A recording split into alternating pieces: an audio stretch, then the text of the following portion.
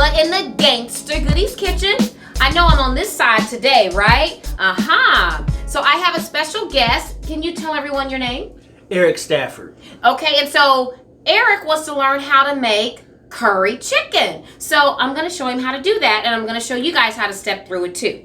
So the first thing I did was I took a couple of chicken breasts, and I seasoned them and I cooked them. Okay. And then I sliced them up into little bite-sized pieces like that. Okay. Because although some people like their chicken just curried, you got the leg, the wing, the breast. Right. I like mine cut up. Okay.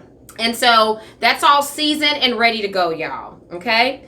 And then we have onions and tomatoes and fresh garlic, and then we've got curry seasoning and a little bit of cayenne pepper, white pepper, and black pepper mix, because I like mine with a little bit of heat too. Okay, and then we've got chicken broth and coconut milk. Coconut milk. Okay, so it looks like this is probably hot, so we're gonna put our onions in. Now the coconut milk, does that kind of like make the seasoning stick to the chicken, or? So it is, I like using the coconut milk because it makes it creamier to me. Okay. You know, and so it makes it creamier, and then a Jamaican curry is going to have a little bit of coconut milk in it anyway. All right. Okay? And so we just kind of get those onions going. And I always say to layer the seasoning, so I'm going to go ahead and start layering the seasoning. So I'm going to put a little bit of this pepper blend in here, y'all. Okay. And you just kind of sprinkle. On top of the onions. On top of the onions, yes. So that's where the layering comes in at. Yes. Okay. Yes. Instead of waiting till the end to season stuff, you build that flavor profile. Okay. Yes. So as those onions are browning, it smells so good, y'all. Yes, it does. So, Erik, can you tell everyone the name of your business? Well, the name of my business is the Kansas City Tour Company, www.kansascitytourcompany.com. Hi, I'm Erik Stafford. I lead Streetcar KC, a civil rights tour. The successful slave revolt that ever took place throughout the transatlantic slave period was led by those three people. Toussaint Louverture, Henry Christophe, and John Dessalines led the Haitian slave revolt against the French and overthrew the French. They actually defeated Napoleon Bonaparte. I've been in business for about 12 years. Awesome. I was first inspired to get into business as far as doing tours is concerned. I actually have a background as a poet.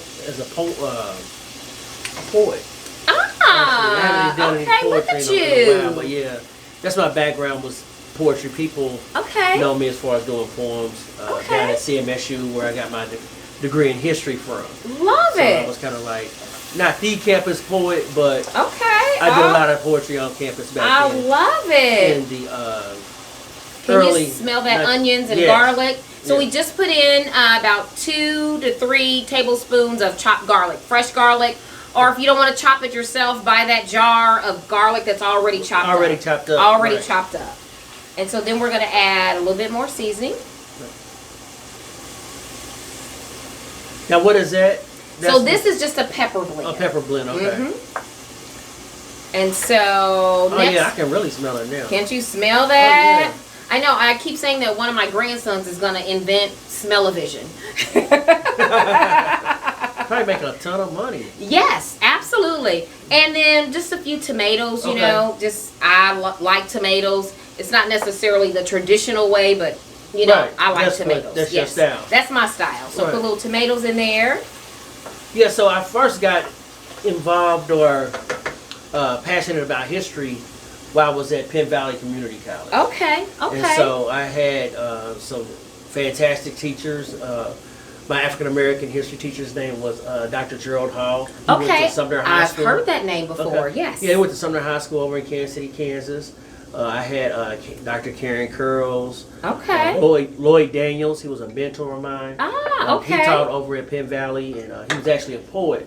He is actually a poet as well. So I got into poetry, I just started waking up and becoming a lot more conscious, and started to kind of find my purpose in what I wanted to do. Awesome. And so I finished at Penn Valley, then went on to Central Missouri State University, and ended up graduating with a degree in history. Awesome. And then I was down at CMSU, and I thought, well, everybody needs to know Black history. Absolutely. And so I was like, with Black history, I could probably just, kick do all off the kind of revolution stuff. or something. Yes, I know that right. But anyway. You know what they say, the revolution won't be televised. Right. Power but anyway, to the people. I came back to Kansas City, and I was teaching at Genesis School, and, I was able to hold their attention, but they were more so into Jerry Springer a lot. Got it. And, yes. Master P. Yes. It ain't my fault and all that. So that was kind of. They wasn't trying to hear that Black. They wasn't trying to hear anything about. They wasn't trying to hear that revolutionary pyramids stuff. and Egypt or the Black Panthers or anything like that. But part of the curriculum was showcasing the African American historic sites. Okay. Okay. And it was called. It was a program called Hip Hop Tours. Okay. And so. It was student led. Okay. And but I did a lot of the research and everything, and did a lot of the tours and everything. But I had done a group from Lawrence, Kansas. They had came in town. They requested a tour, and I guess done a pretty good job because they wrote the school a letter saying Eric did a good job leading us on the tour. Awesome. And they put a $50 bill in the envelope. Nice. Yeah, real nice because the school was supposed to get everything, but I kept the money. Yes. And then that was your tip. Yeah, turned the letter in and everything. And so that was actually seed money. Yes. And then, so that kind of like inspired me where I could probably start a business. Yes. So I've done a number of different things. I've sold insurance. I've worked in social service and everything. But my passion was always Kansas City's Black history. I love it. I love it. Yeah, so now here's the chicken. Mm-hmm.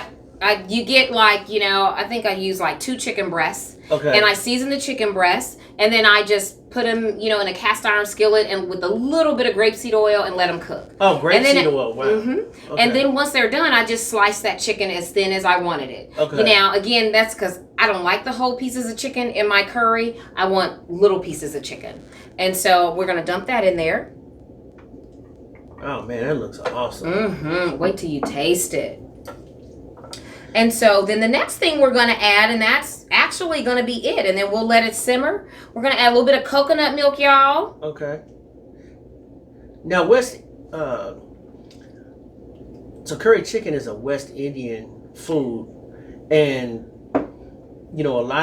so they basically, the West Indians, African Americans, Africans from that were in Trinidad, Jamaica. Yes. The Virgin Islands and yes. everything. They were on the slave ships with us. With us, absolutely. Yes. A little bit of chicken broth. Okay. Yeah, so we were scattered along in the West Indies. Yes. In Brazil, South America. Yes. And along the southeastern seaboard of the United Belize, States. all the areas. Yes. And so this is a curry spice, and so we're adding a little more of that. That's what we're going to add all of that's in there. It smells so good. I love the smell of curry. And so, oh my God. Now one thing you're going to have to tell everybody how fire it is. Right. Okay, so we say fire. Fire. Fire, okay. Yes. Okay. And so then, we are going to put a lid on this and we're going to let it simmer. Okay. Okay. And then when we come back, y'all, Eric's going to taste and he's going to tell you how fire it is. And then we're going to finish our conversation about the tours, the Kansas City tour. So we'll be right back, y'all. Now, Eric, one of the things I always ask my guests is, can you share a fond memory when you were growing up? Because again, we do this so that we can use the kitchen as a platform to help bring families and communities together one meal at a time. Sure. And so my guest last week, she and her fiance have an organization called Steptaculars. Okay. And so she learned how to two-step in the kitchen. Really? Her grandma taught her how to two-step in the kitchen. And so it's wow, that's an amazing kitchen I got to story. take those two-step classes. Yes, you should. Yeah. You should. Because I can't be a Black Kansas City historian and not know how to two-step. I really can't. Now, that's how people can tell whether you're really a Kansas Citian is if you know how to, because we grew up learning how to two-step. Right. I think I was in the maybe 5th, 6th grade, and we're learning how to two-step from, our friends who had older brothers and sisters. They're teaching us how to two-step. Right. I missed all that. I mean, nobody taught me how to two-step back then. It's not too spicy for you? No. Okay. Awesome. This is good, y'all. I wish y'all was here to smell it. Mm-hmm. And the coconut milk adds a lot of character to it. Mm-hmm. So, Eric, tell us about and you shared a little bit, about KC Tours. So, people who are not from Kansas City, even some people from Kansas City, really don't understand the significance of the 18th and Vine area, which is actually where the studio is, y'all. I think I've shared that with you guys before. And can you tell people why do you do those walking tours in this area? Well, for one, 18th and Vine is where Kansas City's cultural identity comes from. And a lot of America's identity comes from 18th and Vine as well. When you look at the impact that this area had, on the shaping of this country. Yes.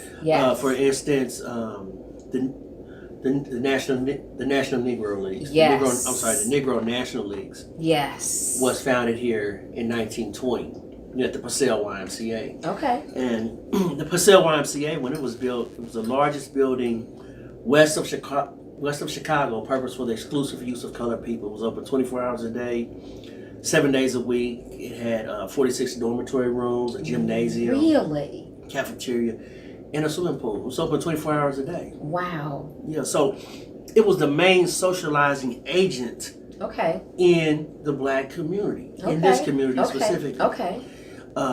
Everybody knew everybody. And so there was only one school that blacks could go to. There was Lincoln High School. And the Lincoln High School at 2111 Woodland is actually the third Lincoln High School. Oh, okay. The Lincoln High School that produced most of the musicians and kind of brought in swing music and jazz. That was at the Lincoln High School located in 1835 Tracy. Charlie Parker never really made it to the one located at 2111 Woodland. He actually dropped out of school the year that was built. That was built in 1935. Okay. But the one at 1835 Tracy, it was, like at the turn of the century. That's when that school was built. The first principal was G.N. Grisham. And then, in 1936, that's when that Lincoln High School became R.T. Cole's, which was a vocational trade junior high school. And the first African American to play at KU, Maurice King, he went to R.T. Cole's. Played with Will Chamberlain.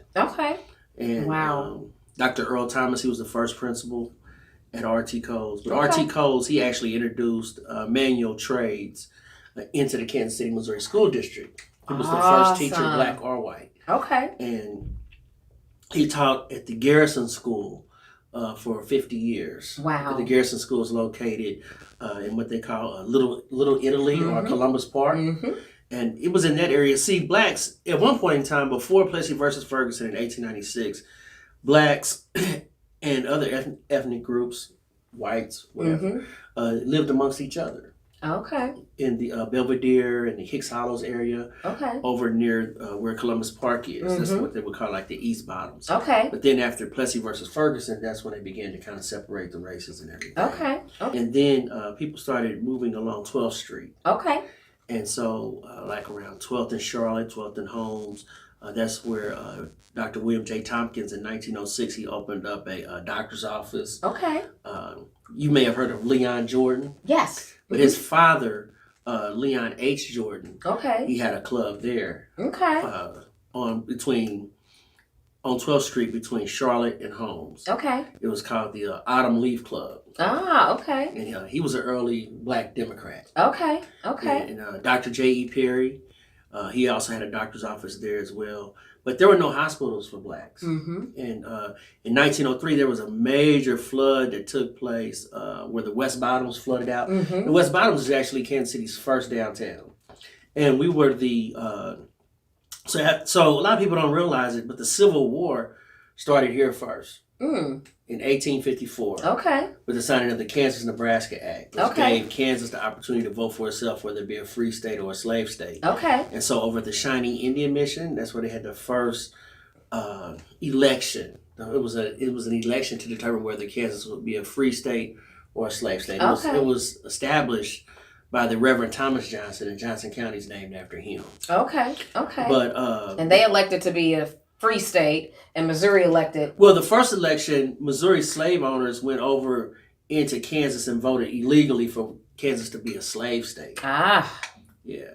And so also around this time, you have everybody's heard of the Kansas Jayhawks, the basketball team and everything. Y'all know who Kansas Jayhawks are, y'all, right? But nobody out there has ever seen a Jayhawk bird.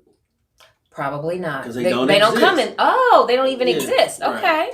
But the Jayhawks were actually slave abolitionists. They came from the New England area, the Massachusetts, Philadelphia. They were immigrant aid societies. They wanted to stop the expansion of slavery.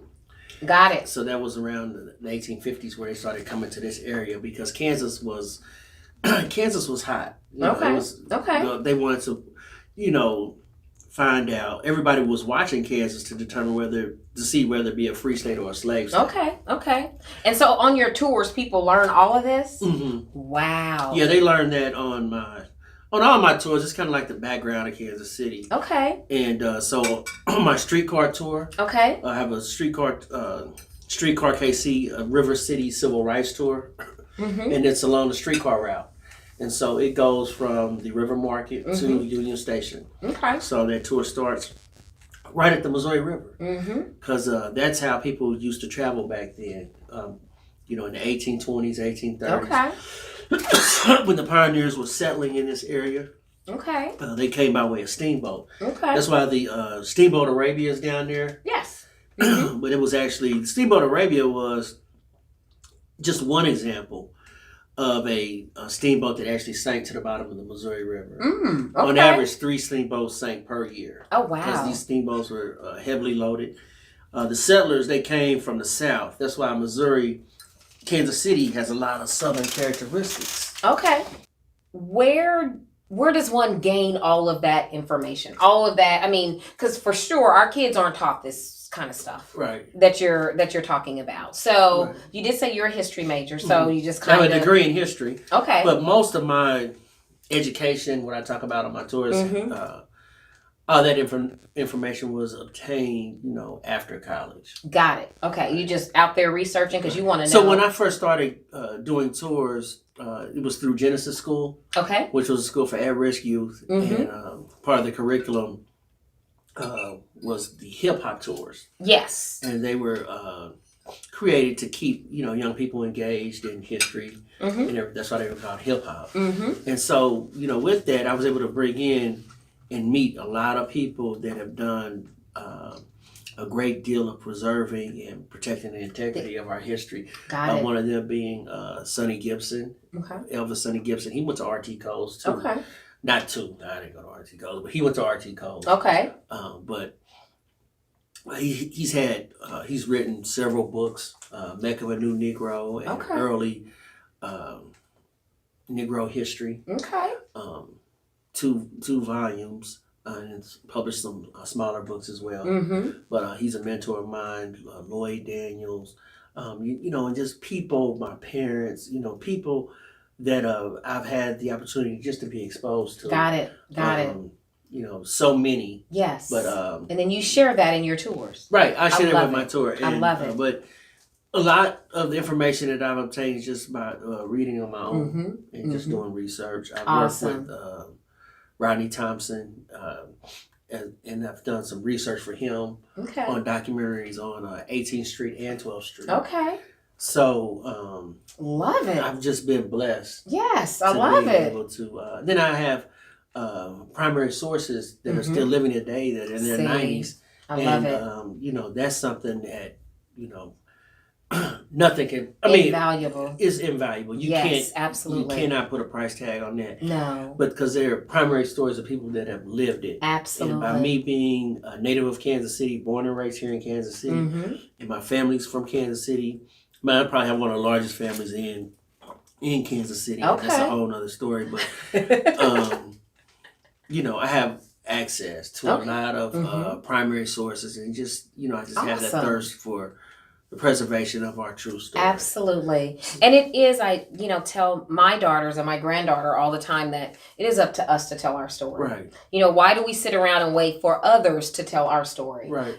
Whether it's, the history of Kansas City, right. whether it's food, and what food means to us as a people, as a culture, we tell that story. And food has always brought us together. Always. Always. What I wanted to do, and I forgot to do it, was print out a menu of the Lone Star restaurant to see kind of what some of the things that they had on the menu, what they used to eat back then. Yes. Because what they ate back then is not necessarily what we eat now. No, they ate a lot of ox and things what was available. Whatever what was available. Yes. But as far as 18th and Vine is concerned, as far as it making an impact on history, like people say jazz was born in New Orleans, but it grew up here in Kansas City. Which is true, but also ragtime has its roots here, and rock and roll. And a lot of people don't realize the rock and roll connection that 18th and Vine has. There was this, and also a number of pioneering blacks. One of them being Winston Holmes. Okay. And Winston Holmes on 18th Street, he owned his own. He was a promoter. He was a music promoter. Okay. So he owned his own record label. Okay. Called Merit Records. Okay. And it was Merit Records. Yeah. Okay. MERRITET. I should have tried to spell it. Okay, that's. Sure. we can certainly look it up. Yes. But it's Merit Records. It was owned by Winston Holmes. Okay. He was a graduate of Lincoln High School. Okay. And he was a promoter of early Kansas City music before John Hammond. Okay. So he was one of the people that helped give people like Benny Moulton exposure. Okay. So Benny Moulton, he was taught by N. Clark Smith. And N. Clark Smith, a lot of people don't realize that there was an historic black college or university or HBCU in Kansas City, Kansas, known as Western University. Okay. Yeah. Never even heard So of it. it's where, so everyone's talking about the Quindaro ruins right about now. They just received national designation as a protected site and everything, but that was part of the Underground Railroad. Ah, okay. But so out of Quindaro, you have Quindaro Freedman School, which became Western University, which was an agricultural and mechanical school. We need to sit you down and have just a history class. Well, I love it. I'm like, oh my God, yeah. Well, my tours are available 7 days a week, actually. 7 days a week? Yeah. Okay. And it's, you go to kansascitytourcompany.com. Okay. So I run 3 different tours on a regular basis. Okay. I do Streetcar KC, a River City Civil Rights Tour, Streetcar KC, a River City Mafia Tour, and Bebop and Beyond 18th and Vine Walking Tour. Love it. Also working on putting the tour together. That would be a Jazz Mafia tour. Okay. On the bus. Okay. I love it. Right. So we will put up your website. Okay. So that anybody who's interested, I mean, you guys, you have heard all of this knowledge just like spill out, just like he knows it like the back of his hand.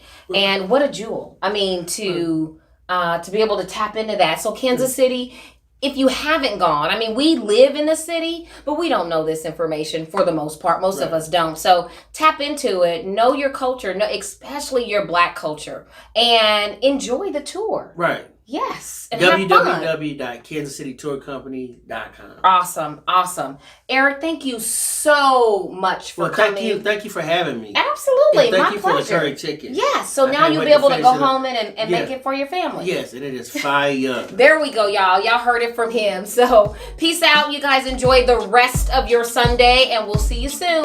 Don't forget to follow, subscribe, like, and all of that stuff. So peace out, y'all. Thank you for watching. Peace.